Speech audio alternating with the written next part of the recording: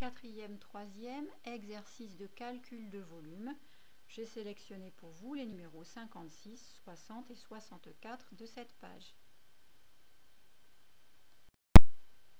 Alors, dans cet exercice, on a un socle qui est constitué d'un grand cylindre, percé en son centre d'un cylindre plus petit, pour faire un trou, en fait, pour positionner le piquet du parasol, pour tenir le parasol. Donc là, je vous ai fait un parasol miniature. Il rime à rien, mais c'est pour comprendre un petit peu comment ça fonctionne. Alors, on nous donne différentes dimensions. Par exemple, on sait que le diamètre ici fait 38 cm.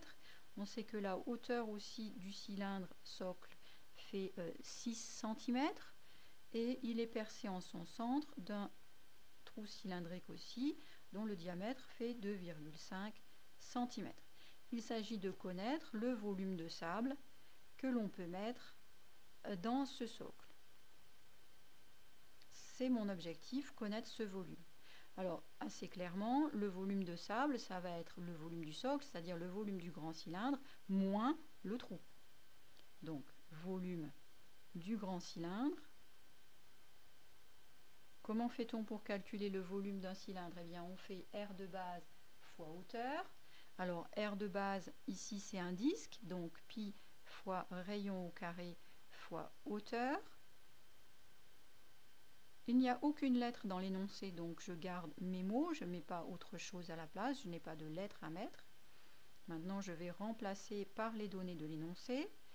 Pi fois, alors le rayon, on ne le connaît pas, on ne connaît que le diamètre. Je rappelle que 2 fois le rayon, ça n'est pas du tout la même chose que le rayon au carré. Donc ici, le diamètre, ça fait 38 cm. Donc le rayon, ça va faire 38 divisé par 2. La moitié de 30, c'est 15. La moitié de 8, c'est 4. 15 et 4, 19 cm. Voilà. Donc, pi fois 19 au carré fois 6. Le volume du grand cylindre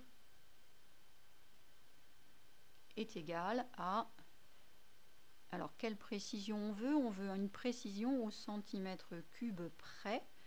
Donc je vais mettre directement une valeur approchée. Je n'ai pas besoin de m'embêter avec une valeur exacte puisque la précision demandée est quand même pas terrible, rien de faramineux.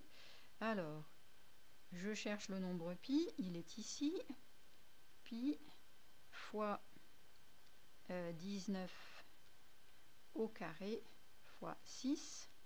Ça me donne valeur exacte 2166 pi centimètre cube, valeur approchée, donc 6808,689 centimètres cubes. Je veux justement, ce sont des centimètres cubes, puisque ici j'avais des centimètres et ici encore des centimètres. Je veux justement un arrondi au centimètre cube, donc rien de plus petit, rien de ce qui va derrière la virgule. D'accord? Donc ici, premier chiffre derrière la virgule, c'est un 6. Donc j'hésite entre 6804 et 6805. Comme derrière la virgule, on a passé la moitié, je vais prendre 6805 cm3.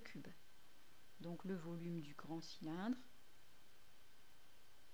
environ égal à 6805 cm3. Il me reste maintenant à calculer le volume du petit cylindre, c'est-à-dire le trou que je vais devoir enlever.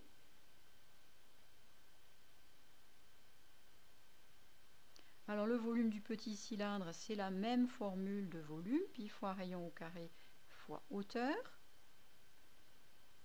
Encore une fois, ce que l'on me donne, c'est le diamètre et pas le rayon. Le diamètre ici fait 2,5 cm, donc le rayon, ça va faire la moitié de 2,5. Alors la moitié de 2, c'est 1. La moitié de 50 centièmes, c'est 25 centièmes. 1,25 cm. Donc pi fois 1,25 au carré. La hauteur n'a pas changé. Il est percé de part en part, ce cylindre. Donc fois 6. Je vais aussi donner une valeur approchée puisque c'est toujours au centimètre cube près que je veux mon arrondi ici. Je n'ai pas besoin de m'embêter trop. Donc, calculatrice, pi fois 1,25 au carré fois 6 égale, voilà la valeur approchée, c'est 75 huitièmes de pi, pardon, exact, et la valeur approchée, 29,45 cm², 29,45 cm3, disons, je dis n'importe quoi, tout ça. Donc, volume du petit cylindre environ égal à, je vais un arrondi au cm3, rien de plus petit que les cm3. Je regarde ce que j'ai derrière la virgule. J'ai un 4, c'est plus petit que 5, donc j'hésite entre 29 cm3 et 30 cm3. Je vais choisir 29 cm3.